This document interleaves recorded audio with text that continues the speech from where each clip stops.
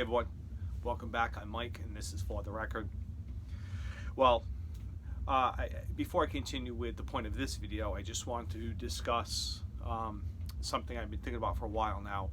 I've been thinking of doing a series of videos pertaining to these new young record collectors. Excuse me. I've been thinking about it for a while, I guess, because I've seen a few that they discuss they've been trolled for whatever reason. I'm not going to go into that, but they've been trolled because of the equipment they have, the suitcase record collector they use, and I think it's kind of sick to kind of troll somebody for that reason. And I took it to heart because I have been collecting for 20 plus years, and when I first started, I had such a record collector a record player that I started with. So I watched one, and I watched two, and I watched quite a few of them, and they all seem to be saying the same thing. And I'm not going to go into that. I just don't want to make this video too long, but they all seem to be saying the same thing. These kids, some of them are in high school, and they started out with one or two records, and one in particular I'll never forget. She had said she was given a I don't want to mention any names. She said she had received a record as a gift, and she held on to that record for a couple of years. She literally had it for like 2 years before she actually got a record player, and I was like, wow. And then now she has a little box of records, which is I think is kind of cool. And I wanted to do a series pertaining to welcoming these collectors, these music lovers, the next music lovers, because when we're gone, then somebody else has to take over this, right? So I wanted to kind of just say I'm going to put something together, and anything you would like to add, I can certainly take it into consideration of how to put it into a video. But I'm just looking for like some inspiration of what to talk about. But funny I mentioned that because my video prior to this one, I had just made it child friendly. I didn't put the block on it saying that it wasn't appropriate for children. So I'm hoping that leads into more. So that video is the first video. It's not really pertaining to anything particular as far as young record collectors, but kind of, sort of. But anyway, so with that said, any input you may have or you would like to share, I appreciate it. So the point of this video now, okay, is I just want to discuss about 6 do's and don'ts, mainly don'ts. 6 don'ts that when record collecting. Now, I had thought of several ways of doing this. I had filmed an entire video, but the video just went on too long because I was showing records, and I'm not going to show anything here. I've been listening to records. I've been putting things away, been cleaning records, listening, putting stuff away, and I just wanted to discuss a few things that I take into consideration when buying and selling, or mainly buying records. Last year, 2020, I have said this before, 2020 was probably the best year for me for record collecting, buying and selling. My collection has grown exponentially last year. It was just unbelievable, some of the stuff that I came across, and I kept a lot and I sold a lot. And this year, 2021, has started out just about the same. I've already been to a few picks where I bought some record collections, big and small, and one I revisited something I had never done before. I had actually revisited. I had actually gone back to a place I had picked once already and came back with even more incredible stuff. So, and that's one of the don'ts, one of the do's and don'ts with record collecting. I never go back to the same pick just because. So 6 do's and don'ts. I'm gonna go through the list real quick. And if you wonder why I'm sitting like this, I want to try something new. I'm sitting on a smaller, like a little stool. Usually I'm up a little higher. You don't see all this because I'm sitting up higher. I'm actually comfortable like this. This is nice. I like you kind of see everything. So I'm gonna go through the list. 6 do's and don'ts, and then I'm gonna try not to talk too much. It's almost 6 minutes into this video, but I'm not gonna talk too much. I'm not gonna show anything because I just didn't want to make the video that much longer. So 6 do's and don'ts when record collecting. Never do curbside pickup. If anybody is familiar with this, you know what I'm talking about. If not, I'll get into it in a second. So never do curbside pickup. If you're not first, you're last. If you ever go into a pick after somebody has gone through it, you're kind of disappointed sometimes. Don't indulge in sloppy seconds going back or going to something that somebody had already picked through, because you never really get lucky. You kind of just looking through somebody else's trash, which we'll get into it. Never leave home with empty pockets. Always leave home with a few bucks. You never know when you're gonna have the chance to be the first to go somewhere and look at a box of records or an entire record collection. Follow through with all leads. Keep in touch with potential sellers. I'm going to get into that a little bit too. Something that I actually have a black book of people that I sell to, and I've been in contact with them for a couple of years now, and I'm always selling to them. So it's always important to keep buyers on mind, but also potential sellers that are selling their records, because sometimes it may not be one day, but it might be a couple weeks later. And 6, don't be afraid to walk away. It's always, when you're holding something in your hand that you've been searching for years, and you actually have it in your hand, you're like, oh my God. Not just that, but when you're buying a record collection, you need to account for what you're buying and then what you're buying to sell. So, but don't be afraid to walk away when something just doesn't make sense. But I'm going to get into each one briefly. I tend to talk a lot, but try not to talk too much. So the first one, never do curbside pickup. Always take your time and inspect your newly acquired records. I have never ever done this before. I've responded to a few ads and a few of them through the years, and they've said, and especially nowadays with COVID, they're like, go to the porch, leave the money here, and it's take it and just go. And a lot of times all the other times they're like, you're not looking through it. They plainly say you're not looking through it. You're leaving the money, and then you can take the box, but you're not looking through it. You're taking it, and that's it.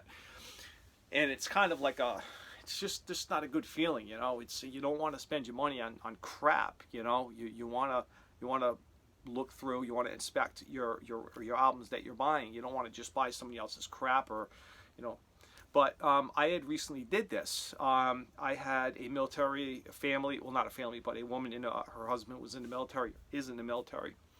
And she was like, I have this box of records that I'm just tired of carrying around, and I just want to get rid of them.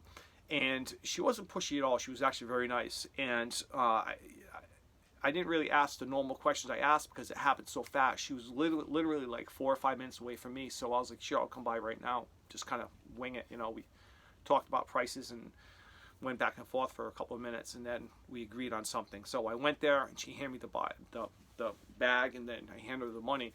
And I wasn't really interested in everything, but I said, if it's all or nothing, then I'll take it. But I really can't give you what you're asking, because I don't want to take a chance on some of this other stuff I wasn't familiar with.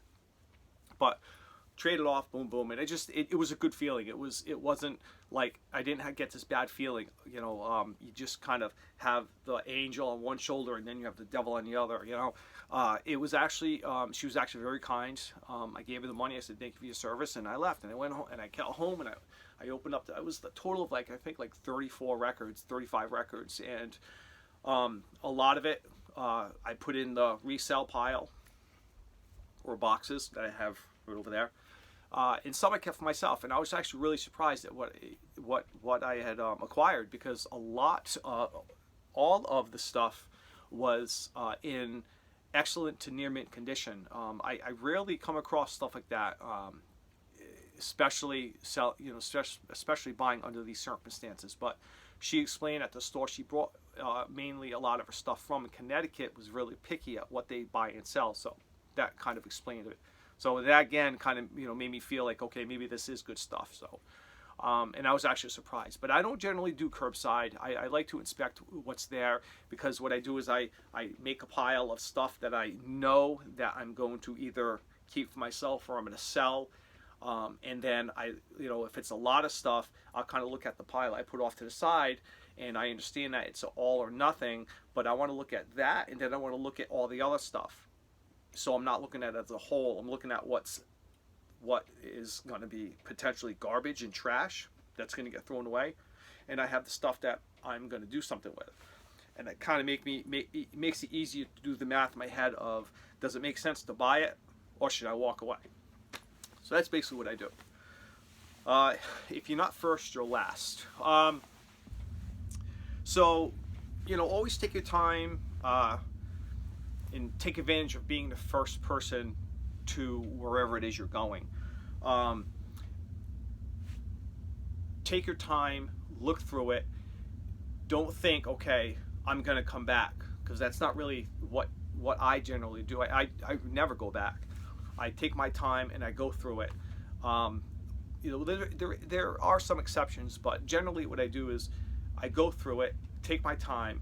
I go through each and every one, and each and every album, and I'll inspect each and every one, because the one thing I've learned through the years is, if you buy one or two bad, great, but if you look through 5 or 6 of the records, you can generally get an idea what all of them are, but you still want to take a look.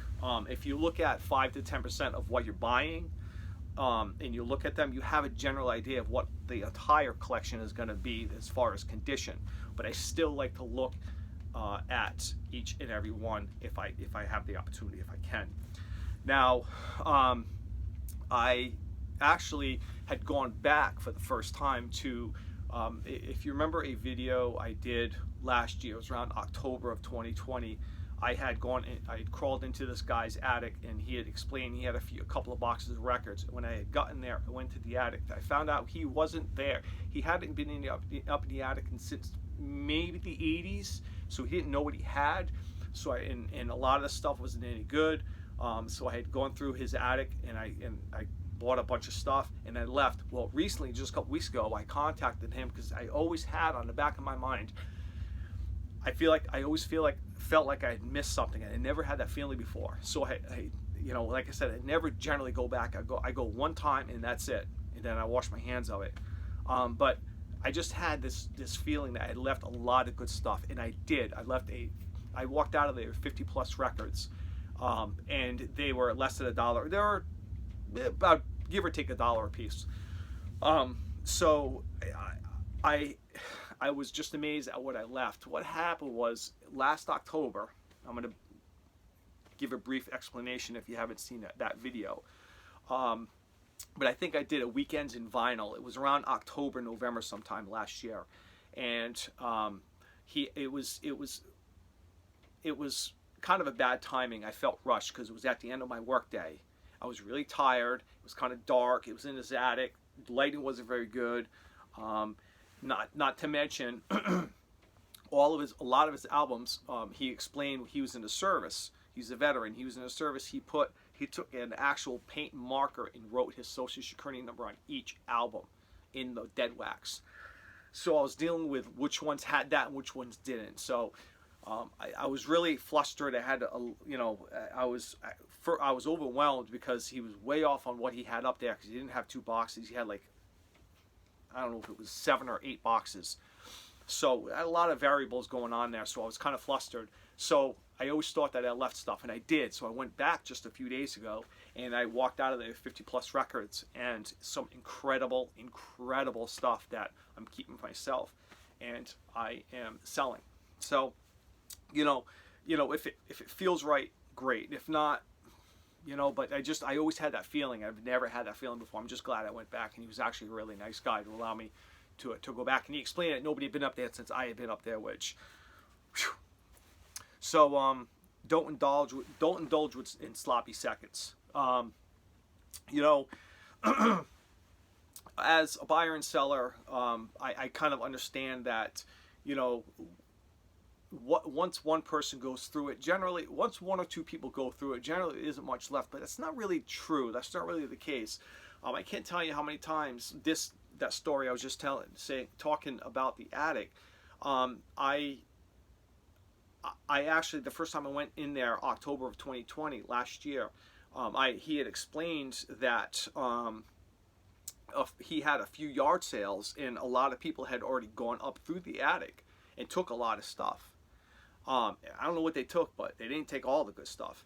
So, you know, generally, you know, if somebody says, oh, don't worry about it, several people have already been through, it's probably not really much of anything left, because a lot of people don't understand what they have. But I'm actually okay with looking through what's left, because a lot of times you find some really good stuff. So, you know, don't be afraid to look at something it's already been picked through. Now, if it's a drive, if it's a travel issue, then it doesn't always make sense to do that. But sometimes you can fit it in your schedule. Sometimes you can do it on the way to work, on the way home from work. It doesn't take anything but time. It's free to look. That's why I always tell people it's free to look. I don't mind. And they're always like, oh, I feel so bad because you didn't find anything. I don't mind. A lot of times I do find stuff, and I don't mind indulging in sloppy seconds, because I tell you, we'd be surprised what people leave behind. You know, there's have 3, 4, or 5 people look through a box of records, and I don't care if I find 1 or 2. I'm happy, because generally I pick up some really good stuff, even if it's you know, like private press stuff. Like I'm totally fine with that. I love that stuff. So I don't mind looking through a box of records that, you know, 4, 5, 6 people have already been through. And don't be afraid to do that. You know, you never know what you're going to find. You'll always find something that you've never seen before. And you know, if it's cheap, then you can take a chance and you'll find a new artist. I have, last couple of years, I have listened to artists I never thought I would be listening to, because you get records for cheap, and, you know, not necessarily getting an entire discography of this person, but a lot of my private pressing part of my collection is growing because of that, because I'm looking through and I'm picking stuff that nobody else wants. I'm okay with that, totally. So never leave home with empty pockets. Always be on the ready. Always be ready to go. Whenever you leave home, just don't ever leave home without any money. You know, a couple of bucks. I always keep a couple of bucks in my wallet. I always have my debit card on me. I can't tell you how many times I've gotten a call or a text. Hey, you know, I'm throwing away this box of records today. And, you know, if you can't come today, I'm going to put it curbside for the trash, and boom, and I'm out. Always be ready to go, and I'm always ready. Sometimes it doesn't always work out. You know, I can't predict anything, but I'm always ready to go. I'm always answering messages, texts. I'm always, you know, even if it's a small, what I consider a small lead, if somebody's got a couple of records, I'm game. I'll take a look, as long as it makes sense. You know, if it makes sense, it makes sense, and I'm always ready to go. I've always got cash on me, and it pays off. You know, it really does. Just have a few bucks on you. You never know when you're gonna, you know, after work, you know, shoot out somewhere, and on the way home, you never know. You know, I've done it many times myself. So follow through with all leads. Number 5, follow through with all leads. Keep in touch with potential sellers. I say this because follow through with all leads. You might go a couple of days without hearing something from somebody. You know, if you've answered an ad, or if somebody's answered your ad, follow through and say, hey, I'm just touching base about, you know, some records that you have for sale, and just follow through. Just keep in touch with these people. I've been in touch with this one guy for a few weeks now, who is trying to sell this entire collection of, I don't know, 5,000 or 8,000 records, and he wants to sell it as a whole. And I've been bugging him every couple of days, and he's starting to crack. And he doesn't want to sell it individually; he wants to sell it as a whole. So I'm hoping that that comes through. Like I said before, I keep in contact with all my buyers, all my customers I've had for the past couple of years, and they're the first ones to get messages when I get new stock, when I get new inventory. They're the first ones to know, and then after, if they're interested or not, after a few days, then I start posting things on Facebook and Craigslist. But I always give them the opportunity to look first. Always keep in touch with your customers. I have all their numbers. I text them all the time. They're looking for stuff. As soon as, like I said, as soon as I have a new inventory, I let all of them know. And again, follow through with potential leads. Keep in touch with people that are selling. You might not hear something for a few hours. You might not hear something for a few days. You'll shoot a message and say, hey, I'm just, I'm Mike, or whatever you are, whoever you are, and say, hey, I talked to you a few days ago, and you said you had some stuff to sell, and sometimes they're too busy to respond. And I can't tell you how many times I myself have followed somebody for a few days or a couple of weeks, and they're like, oh yeah, that's right, okay, yeah, you can come and take a look at it today. I've just been busy. So always follow through with leads, because it pays off. Sometimes, as they say, the squeaky wheel gets the grease. You don't want to be a stalker, though. You want to walk that fine line, But definitely follow through with all your leads, and I do all the time. A few people I've been in contact with for that are selling some records, and right now is a great time to buy. It's a great time to sell, and follow through with all leads. I think if I were to pick one thing out of my list of do's and don'ts, I'd say one of the most important things is follow through and keep in touch with potential sellers, because like I said, sometimes they're not in the mood that day. You talk to them a couple of days later, and sometimes they say this person's coming to look, and that deal falls through, or you're next in line. And if you're not talking to them, they're gonna forget about you. So you want to be there. That's one thing I'd say for my list of do's and don'ts. Stay in contact with potential leads.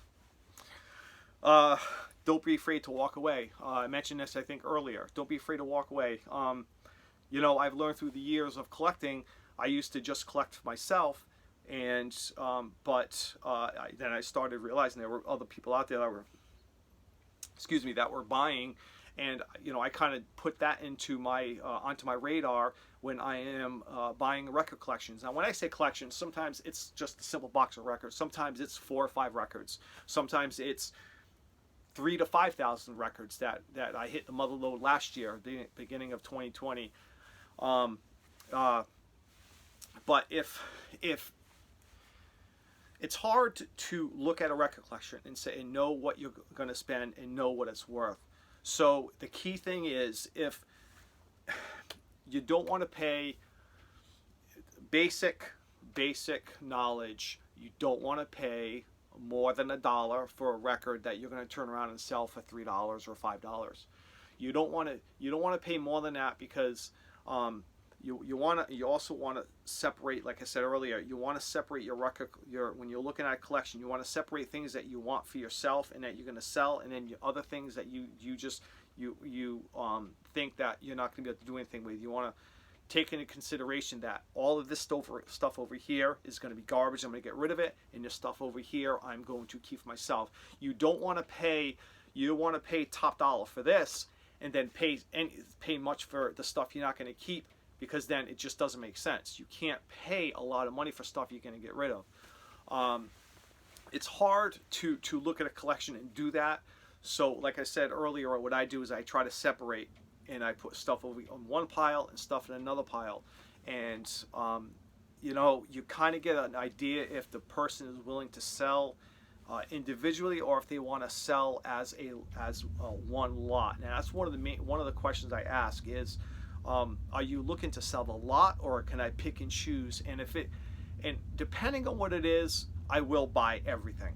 But if they say no, I want to buy a lot, I want to sell it as one lot, and if they want top dollar, for the albums, it just doesn't make sense for you to buy it. You know, yeah, sure, book value might be $5,000, okay, but you can't spend $4,000 or $5,000 if you're going to turn around and try to sell it, because it's one, the time and the effort, and then it just does not make sense. So I kind of judge about $1 a record. And if it's, I try to explain to him, a lot of stuff isn't any good. It's Christmas music. It's Herb Alpert.